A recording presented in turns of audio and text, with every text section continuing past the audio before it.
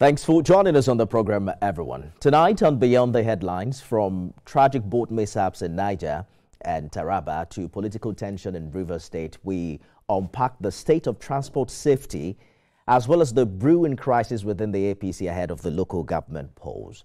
This year alone, dozens of lives have been lost in avoidable water transport tragedies across the country. Just weeks ago, and I think it was just over the weekend, another boat mishap in Shiroro, Niger State, left a trail of sorrow.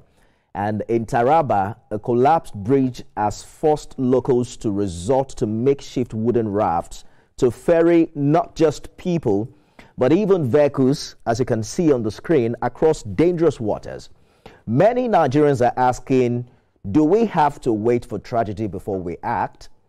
In a country battling poor infrastructure and weak regulation across land, rail, air, and the sea, the Nigerian Safety Investigation Bureau is tasked with the critical responsibility of independently investigating accidents, not to apportion blame, so we hear, but to, in a way, uncover root causes and prevent future occurrences. The Bureau recently held its first multimodal transportation safety summit, calling for deeper collaboration, smarter regulation, and a national safety culture across all modes of transport. So what happens after tragedy? What are we doing differently to stop this endless cycle of grief? I'm joined on the show by Captain Martin Avan, who's technical advisor to the NSIB. Captain Avan, thank you for joining us on Beyond the Headlines.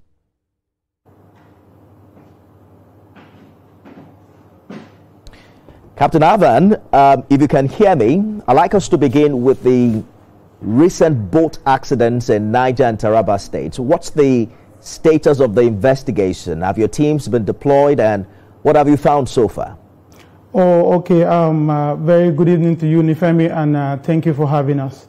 The Nigerian Safety Investigation Bureau, we had deployed a GO team of 4 of our best safety investigators who proceeded with the investigation in earnest. We've gotten reports so far. They were at the market, and they interviewed some of the maritime workers and community members of the unfortunate incidents that occurred. We were able to gather as much as what is already published in the press.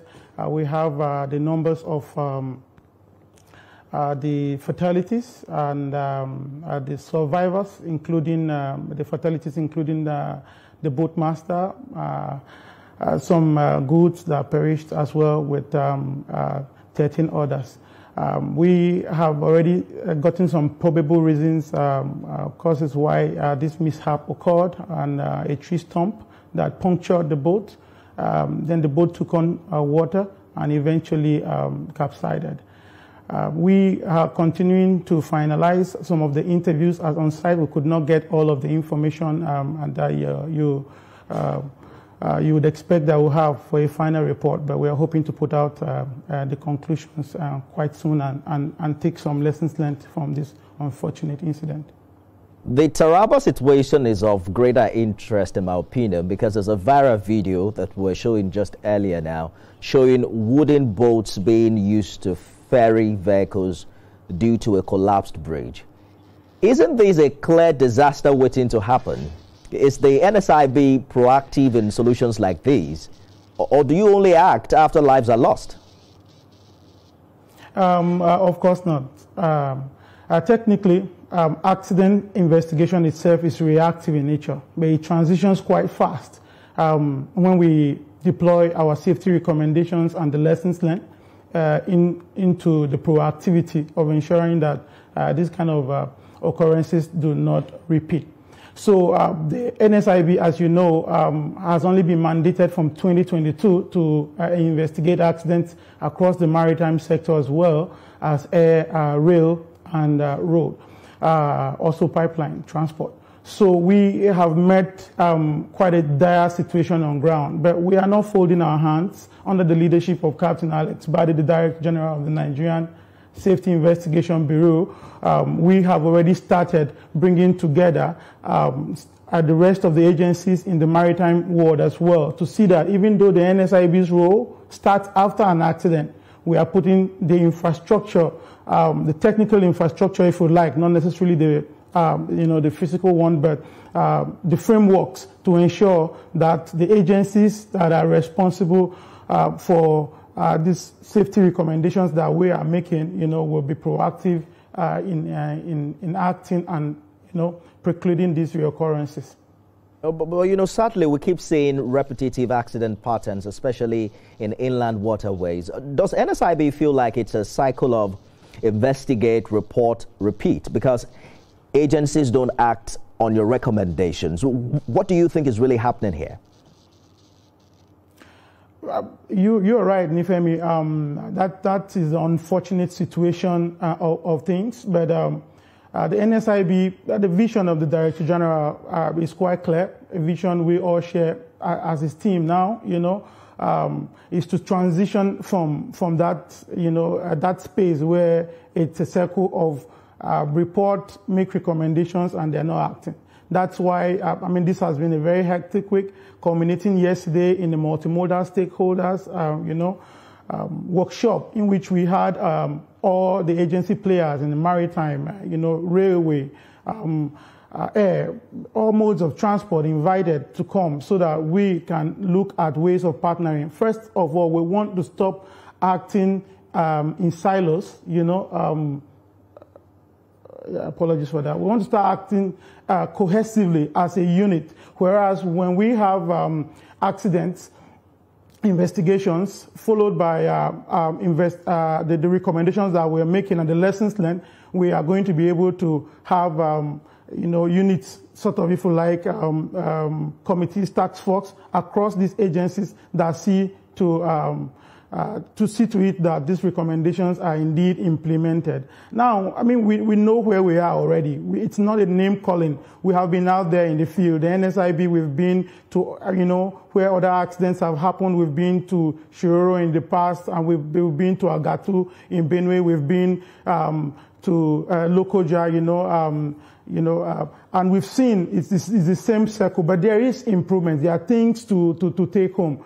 For instance, in this accident, it's pertinent to mention that the 7 passengers that were wearing, the life vests are part of the survivors that were, indeed rescued. So we need all our agencies. We also want to appreciate the press, like you are doing, to continue to bring some spotlight on this so that the awareness that we're trying to create is a holistic attitude. And when we're given the chance, we have a vision that is far. The DG looks at it where we'll get to a point where we're not looking at just the regulations that we are making now to try and get other players together. We're looking at how the roles are shared. We have our strengths. NIWA, for instance, it's, we look at their efforts. We've seen. It was easy for us when we came in to sit back and say they are not implementing our recommendations. But when we go out to the field, we go on their vessels to some of these accident sites. We organize stakeholders and other trainings within the sector, and they are invited. They participate with us. We share our challenges. So we are looking to build on our strengths and our various mandates and ensure that it's not a circle of recommendations repeat. And then we're going to come out with gains. We are definitely not marking ourselves or our other agencies, especially in the maritime. Things are well defined in aviation, but especially in the maritime, we're not marking ourselves based on effort. We want results, whereby we have the statistics. If I would read them to you, they are quite damning. Last 2 years, we knew that at this time of the year, this is the number of accidents we're expecting, and they are playing out. So this is sad, to say the least. We're going to ensure with this collaboration, as the DG, I can tell you for a fact this week, he hasn't slept 3 hours, neither has any member of his internal team. It's not about praising it. We're just telling you about the efforts that are in place, to ensure that this collaboration bears fruits and we see a decline in the number of these accidents on the inland waterways. So this workshop you talked about was first of its kind for the Bureau. Correct me if I'm wrong. And one of the major calls from that summit was for interagency cooperation and tech adoption.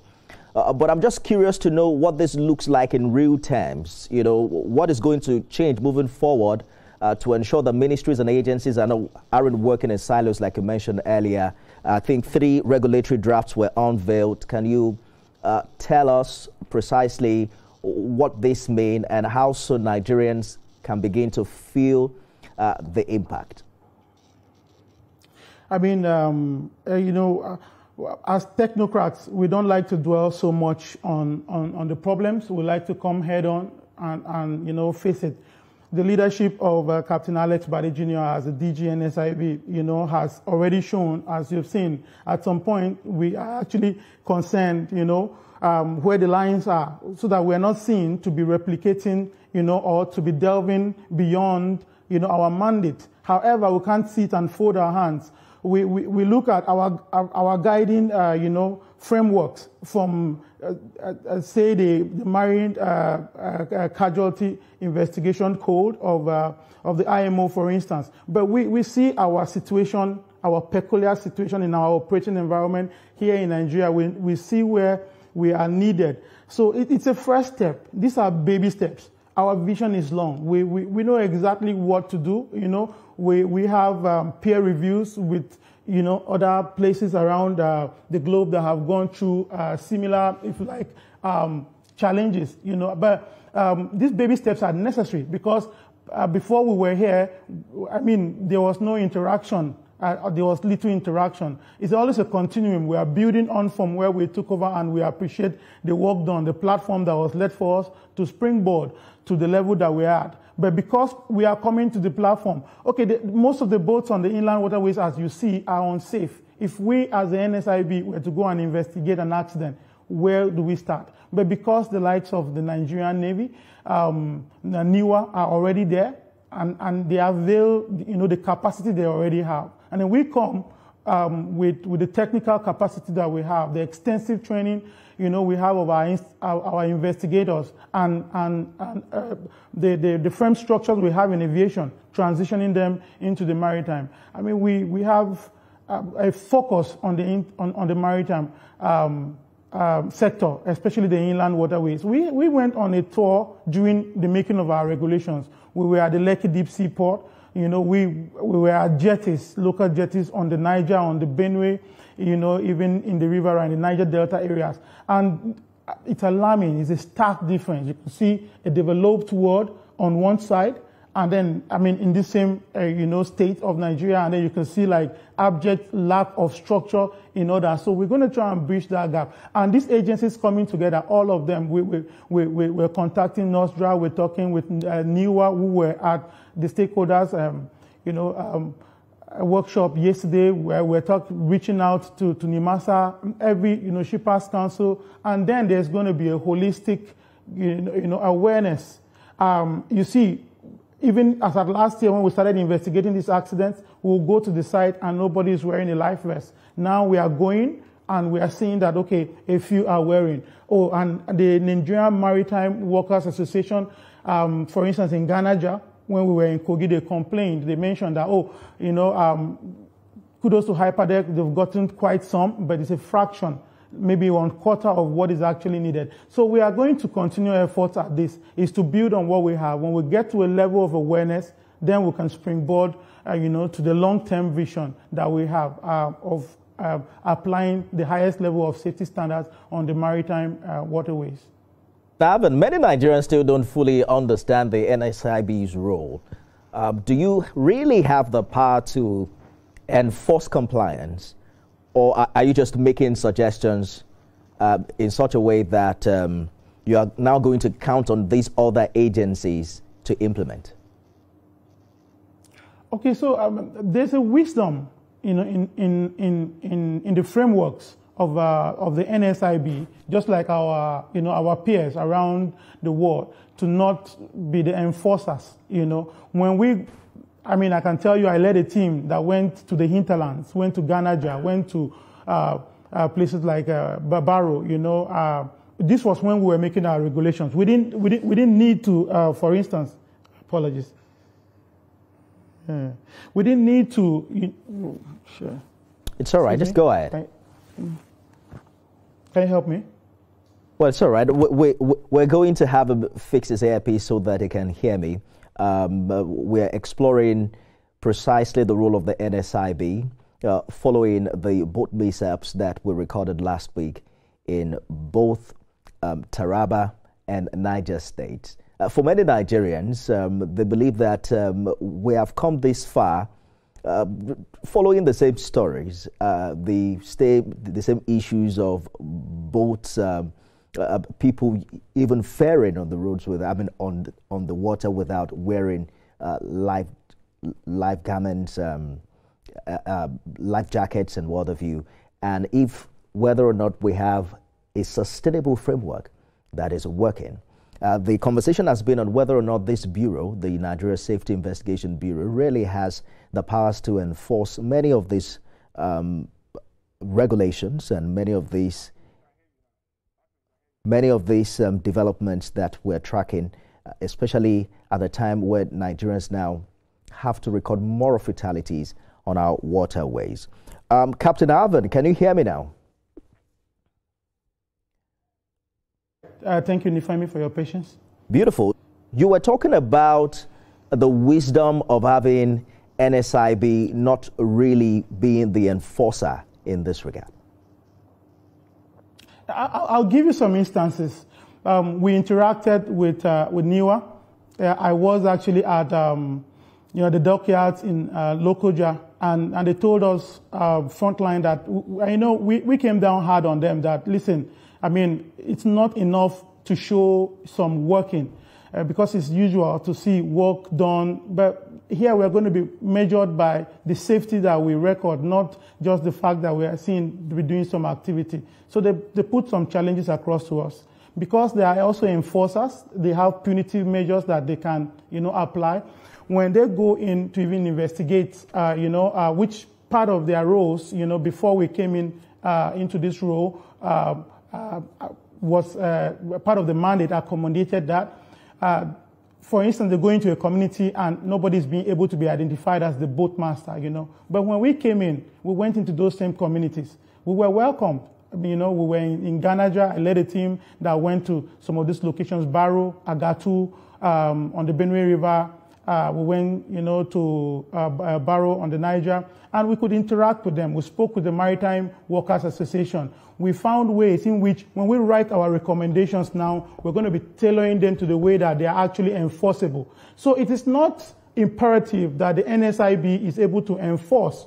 It is imperative that the NSIB makes recommendations that are enforceable, such that when NIWA goes in there, when NIMASA goes in there, whoever has to enforce on, the maritime side, be it our oceanic waters or the inland waterways, they are able to achieve this. That is the reason why we are focusing on bringing together all of these agencies. There is no need to replicate these rules. It's much more expensive for government for there to be a replication. If you look at an instance here where we, have to also go and enforce, we will all be classified under the same, category of workers, and we may not be able to get, to the truth and see what can form those facts and the lessons learned that we take out of our investigation reports.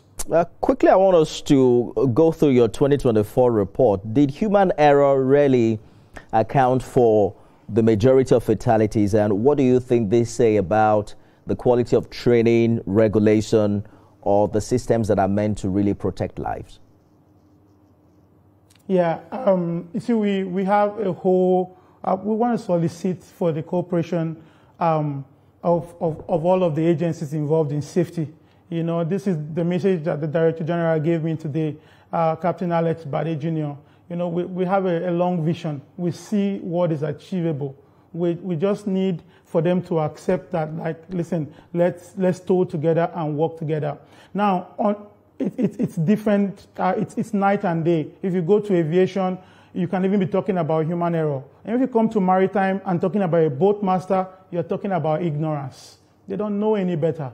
A few of the educated people that get to ply this mode of transport, somebody gave us a report that, listen, they wrote us a heartfelt letter at the NSIB that they got to a jetty. If they had to use the land transport, it would take them 18 hours and nightfall. And when they got to the jetty, they know that from observation, the boat is overloaded. The cattle, the goods, and all of the persons on board. Life vests were not available, but they thought about it. Listen, this is daytime. If I don't go here and I take the road, this is the chances that I have. It's even worse going the other way. So talking about rail and aviation, you could talk about human error even. Talking about maritime, especially in the inland waterways, we're talking about a level of dedication that is not there. Until we start putting together jetties that are controlled, we have some boarding points. It's not just anywhere you can launch. Some boarding points are now controlled. Now, the Nigerian Marine Police will be stationed there. NIWA will be able to have a presence there. The players will be there. With that, we can now control and start the basic enforcement and basic licensing, both of those boats, and the people that man them. Whereas in aviation, we can be talking about human error. However, at the NSIB, we are research-oriented. We're not really focused about human error from one operator. We're looking at systems that preclude that error to even come in place. What could be the sources of error? Could it be fatigue? Could it be a lack of training? So those are the things that if we do, we liaise with the regulators, which we do very well in the air sector with the Nigerian Civil Aviation Authority, we can ensure that the licensed people, are at the level that error due to lapses are a thing of the past. So there are holistic systems that can address our multifaceted problems, both in air, on the waterways, in the rail, and other modes of transport as we're looking at now. Captain Avan, we've completely run out of time, and I understand what the Bureau is meant to do and what it's doing. But how would you rate in 30 seconds your operational readiness as an organization? Do you have the trained manpower, the tools, and the requisite funding to investigate across the entire country? Thank you very much. There's always a starting point. The DG Captain Alex Bade always says that let's aim for the stars. If we land at the moon, is a starting point. We can plan a relaunch from there. So what is the alternative? Sit down and fold our hands because we don't have the requisite, capacity now. We're starting to build it. And where we don't have it, we are already reaching across to utilize those that have it where we are lacking it. Is the equipment with NIWA and the Navy and some of these, So we are all about improving our capacity. And we are hoping that, the government is focusing on the maritime safety as well as other modes of transport. And we are going to get more equipped, and our mandate can be, suitably financed, to get to the results that we want to get to.